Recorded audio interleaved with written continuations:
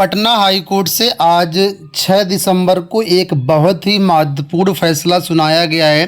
जो भी चयनित बीएड शिक्षक हैं जो प्राइमरी में सेलेक्ट हुए थे छठे चरण की शिक्षक भर्ती के अंतर्गत, अगर आप भी बीएड हैं और चयनित हैं कहीं ना कहीं, तो आपको ये वीडियो ज़रूर देखना चाहिए, क्योंकि अभी ये तो केवल बिहार का मामला है, लेकिन ये संबंधित है आपके बीएड मामले से, जिसका आदेश सुप्रीम कोर्ट से आया हुआ था 11 अगस्त 2023 को, जिसमें बीएड को प्राथमिक शिक्षक भर्ती से बाहर कर दिया गया है।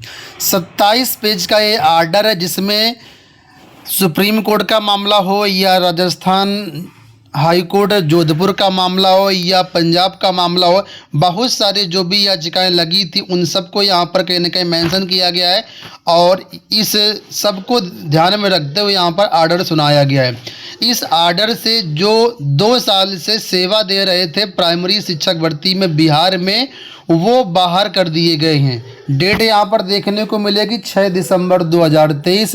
ऑनरेबल चीफ जस्टिस जी की बेंच में और ऑनरेबल मिस्टर राजीव रॉय जी की बेंच में ये केस लगा था, जिसका जजमेंट आज सुनाया गया है।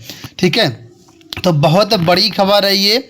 और यहाँ पर आपको बता दें कि छठे चरण की शिक्षक भर्ती के अंतर्गत बिहार में लगभग 42,000 शिक्षकों की भर्तियां आई थी, जिसमें 20 से 22,000 बीएड छात्र चयनित थे। ठीक है, तो इस आदेश के तहत 2 साल से सेवा दे रहे बीएड छात्रों को बाहर किया गया है। साथ में यहाँ पर देखेंगे तो देवेश शर्मा का जो केस है, जिसकी सुनवाई आप लोग जानते हैं सुप्रीम कोर्ट में हुई और वहाँ से बीएड को बाहर किया गया, उसको भी मेंशन किया गया। राजस्थान जोधपुर हाई कोर्ट के फैसले को भी मेंशन किया गया है। और यहाँ पर जो है एक बड़ा झटका बीएड छात्रों को लगा है। आप लोग जानते हैं 28 जून 2018 को एनसीटीई का जो गजट जारी किया गया था, उसी की बेस पर बहुत सारे लाखों बीएड अभ्यर्थियों ने बीएड किया ताकि प्राइमरी में उनको नौकरी मिल पाए। लेकिन आप लोग जानते हैं कि जो बीएड को शामिल करने की प्रक्रिया थी सरकार की, वो गलत थी। जैसा कि सुप्रीम कोर्ट ने भी मेंशन किया था कि बीएड को जिस प्रोसेस से शामिल किया जाना चाहिए था प्राइमरी में, वो नहीं किया गया। सरकार के कहने पर यहाँ पर सीधा एनसीटीई ने सारे नॉर्म्स को ब्रेक करते हुए बीएड को शामिल किया। और साथ ही साथ ये भी मेंशन किया था कि बीएड अगर प्राथमिक में शामिल होता है तो 6 महीने का ब्रिज कोर्स करना पड़ेगा। ज़्यादातर जो राज्य है वहाँ पर ब्रिज कोर्स करवाया भी नहीं गया, जबकि ज्वाइनिंग के 2 साल के अंदर ब्रिज कोर्स करना था। ठीक है, और सुप्रीम कोर्ट ने साफ तौर पर कहा था कि जो बीएड है ये आरटीई रूल्स का सीधा तौर पर उल्लंघन कर रहा है। इसके अलावा जो योग्यता है बीएड की, वो जूनियर के लिए, प्राइमरी के लिए नहीं है। जो गुण चाहिए प्राइमरी टीचर्स के लिए वो बीएड में सिखाया ही नहीं जाता है, वो सिर्फ डीएलएड छात्रों के पास है। ठीक है, तो और भी बहुत सारे रीजन थे जिसके कारण बीएड प्राथमिक से बाहर हुआ।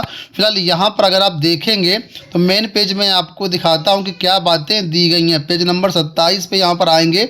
ठीक है, तो यहाँ पर पूरे जजमेंट का सार लिखा हुआ है। तो यहाँ पर देखेंगे तो लिखा हुआ है, The writ petitions are allowed with the finding the notification dated 28 June 2018 issued by the NCTE is no longer applicable। यानी 28 जून 2018 को जो NCTE का गजट है वो अब अप्लीकेबल नहीं है।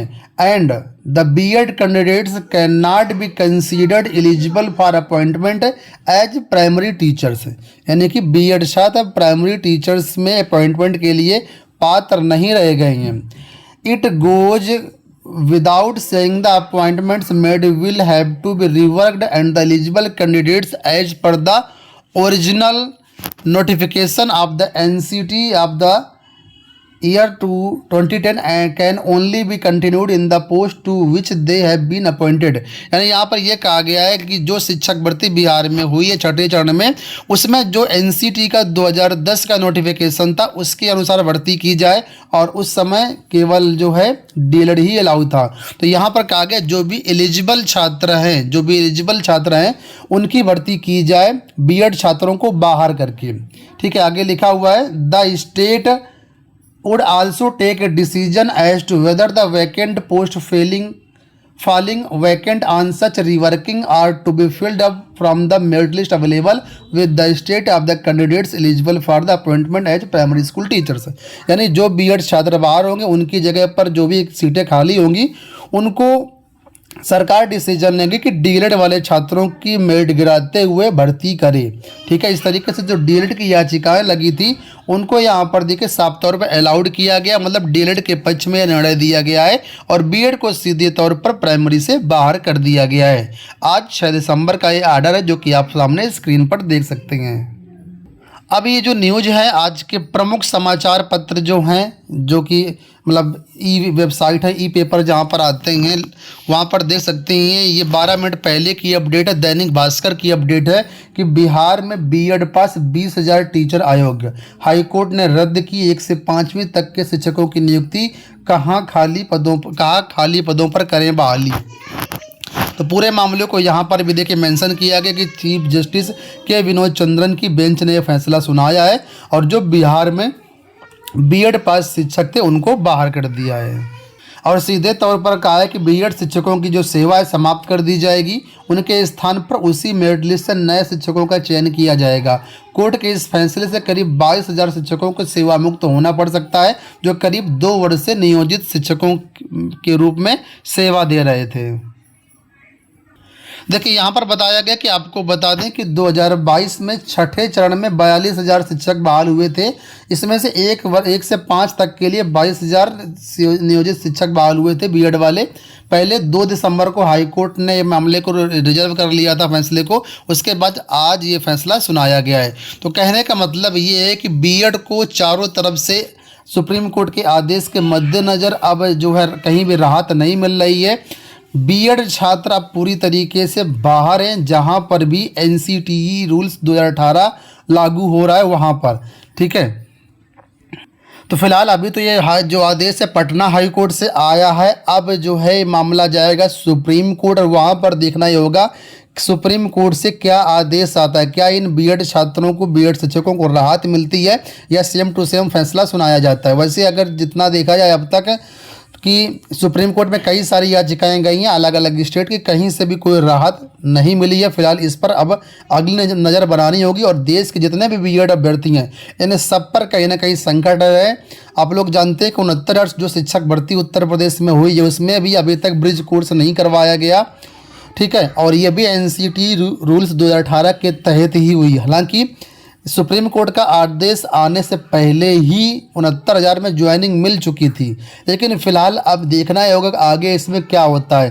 तो जाहिर सी बात है कि देश में लाखों ऐसे बीएड अभ्यर्थी हैं जो 2018 गजट के अनुसार ही बीएड किए हैं, तो सीधे तौर पर उनका तो कोई दोष नहीं कि जब एनसीटी जो कि रेगुलेटिंग बॉडी है टीचर्स के लिए, तो जब उसने अलाउड किया तो बीएड छात्र जो बीएड है वो अपना बीएड कोर्स किए और अपना भविष्य को बनाना चाहा, लेकिन अब बड़ा जोर से झटका लग रहा है चारों तरफ से।